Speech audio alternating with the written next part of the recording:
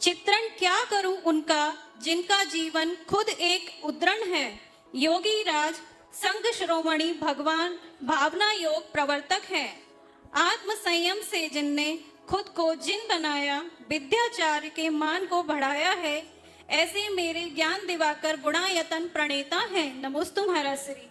मेरा प्रश्न है, अन्याय सहना और अन्याय करना दोनों पाप माना गया है, लेकिन हम महिलाओं के परिप्रेक्ष्य में अन्याय को पाप नहीं कहा जाता। महिलाओं के प्रतिकार को ही पाप का रूप दे दिया जाता है।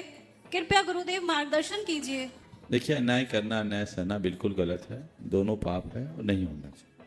लेकिन हमें न्याय और अन्याय की सीमा रेखा भी देखना चाहिए।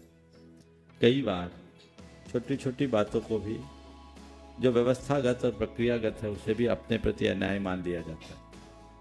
ये उचित नहीं है।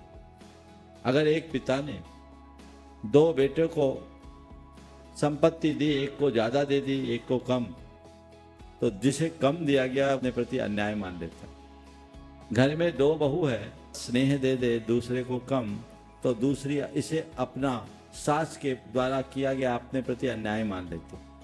तो ये जो अन्याय है सच्चे अर्थों में अन्याय नहीं, ये असहिष्णुता की अभिव्यक्ति है।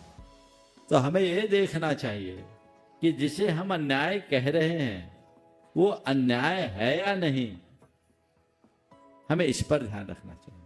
यदि कोई हमारे साथ पक्षपात करता है तो उसे करने दें। उसके उस पक्षपात को अपने प्रति अन्याय मानने की जगह अपने पुण्य की कमी स्वीकार लो, मन अपने आप समाधान प्राप्त कर लो। नमोस्तु महाराज श्री। और एक बात सदैव ध्यान रखना, संसार में सभी को एक रूपता हमेशा नहीं मिलती।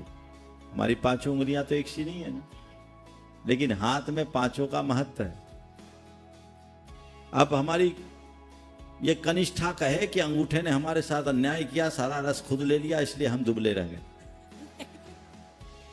तो गड़बड़ है ना। और कदाचित उसकी इस लड़ाई से एक कनिष्ठा अंगूठे जैसी मोटी हो जाए तो हाथ कैसा लगे। हाँ, और मान लो ये पांचों उंगलियां एक जैसी लग जाए तो हाथ हाथ जैसा लगेगा कि ब्रश जैसा लगे।